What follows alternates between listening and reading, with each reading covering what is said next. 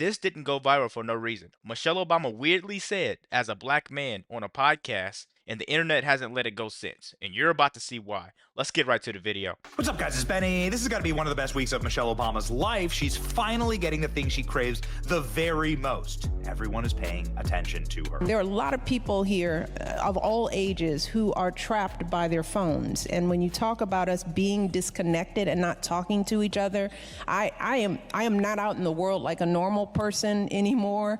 But when I am, people don't even recognize me. You know why?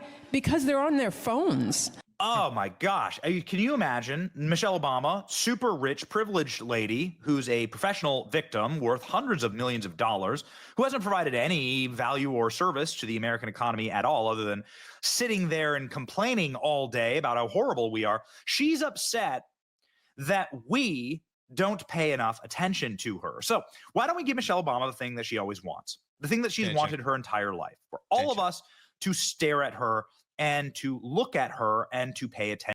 And she also wants people to feel bad for her.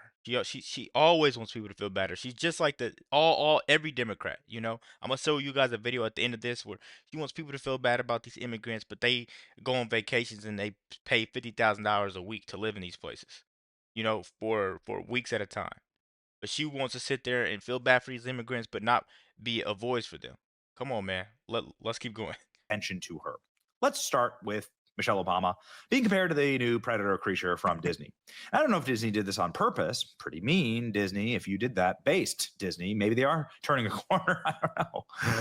But everybody's saying, oh yeah, girl boss predator. We need this in the franchise. Wonderful. Way to go, Disney. Michelle Obama. Every person on the internet said, this is Big Mike. This is Michelle. So this is Michelle. This was Michelle Obama. Is this the attention that you wanted, Michelle Obama? Was this it?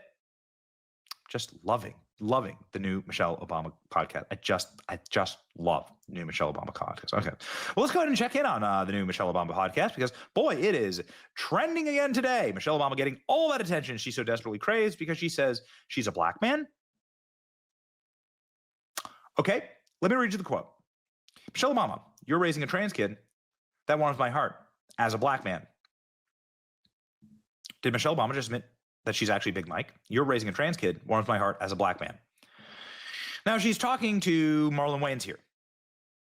So maybe she's talking to him. Let me play the clip and then we'll go through the breakdown here. It is a strange way to say this. Talk, Marlon, a bit about you know, just so proud of how you are being a role model for dealing with a child that's transgender. Absolutely. And that's, you know, that warms my heart, particularly as a black man. You know, would you care to share that journey of? Well, I learned. I'm not gonna lie to you guys, man. That's honestly not a slip up. That's an identity crisis live on a podcast.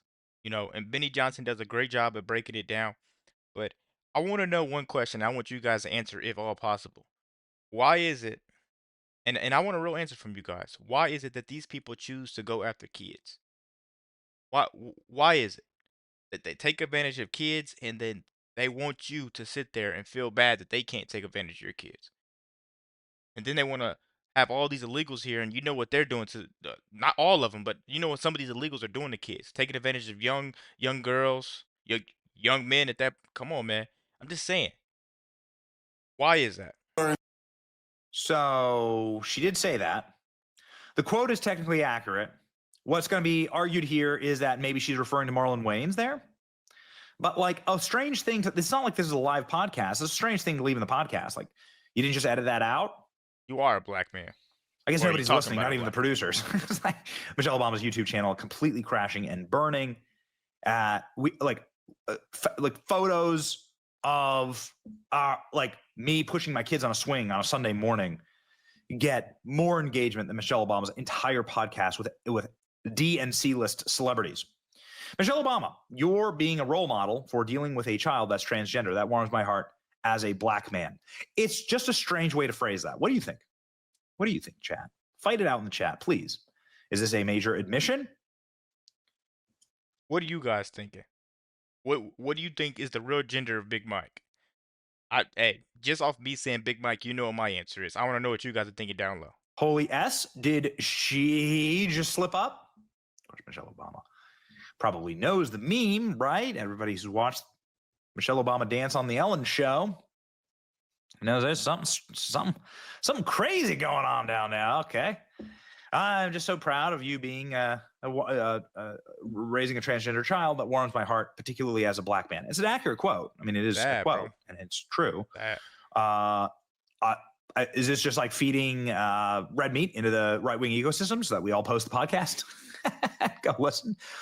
It's a bold strategy, Cotton. Let's see if it plays out. Michelle Obama getting the attention that she craves. So proud, particularly as a black man.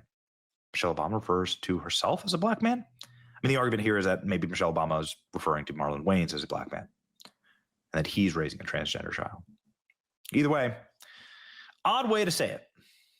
A strange words. Let's go ahead and check in on the Obama family here. Malik Obama. It's Barack Obama's cousin, right?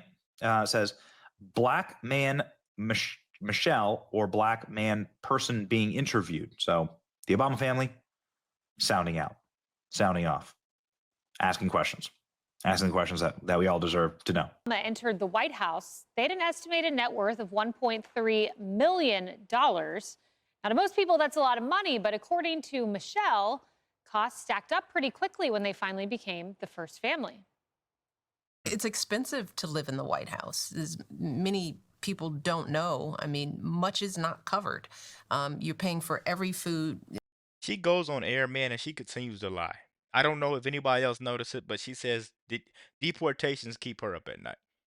Deportations keep her up at night, but I think, and this may be a fact, Barack Obama deported more people than Trump did. Way more people.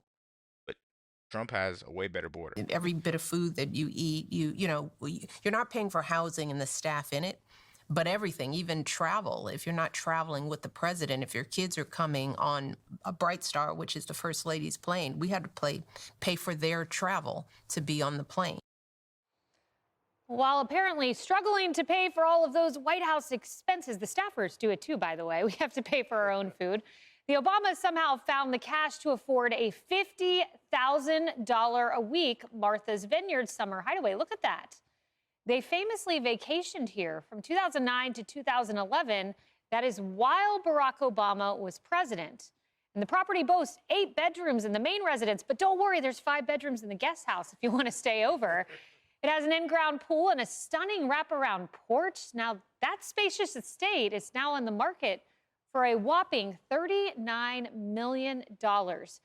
Kennedy, you have to pay for the food and all of this, and not every president who goes into the White House is rich. I get all of that. There have been other first families that have complained about it.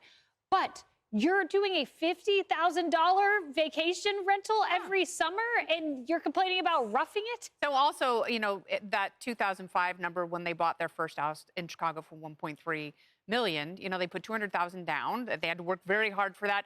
But somehow when he left the presidency, they were already worth $20 million. So they were able to amass some scratch. And a lot of this falls on deaf ears because you have a lot of moms and a lot of different houses throughout the country, and they do have to pay rent. They do have to pay the mortgage. They don't have a staff, and boo-hooing that your 2 children that you have to pay for them to fly on your private jet that's just for the First Lady's sole use. It's really hard to drum up sympathy. She needs to stop doing podcasts. Oh, she has done herself such an incredible disservice over the last year. It's so true. I mean, Harris, there was a social media user that pointed out, the president alone, his salary at, I think it's about $400,000, is more than America's top 97% of earners, is what the social media user said. And they point out that his net worth he made $20.5 million, according to the New York Post, between being a senator and leaving the White House. So he was doing just fine. Yeah, David's laughing. It's the American way. Some would argue. You go into politics and you get rich. Can we get an audit? That's exactly what I'm saying, man. Most of these politicians, man, they quote unquote go in broke and come out with $40 million and a bunch of friends that can always answer the phone and help them out. I'm getting tired of Michelle Obama sitting there acting like she's going through so much. She plays oppressed while she chills in her mansion. And she tries to speak like she's the voice. She's not the voice. We don't want to hear your fake virtue, fake signals. We don't want to hear it. Let me know what you guys think about this video. Be sure to like, comment, subscribe if you're new. And as always, let me know what you act to. We're out.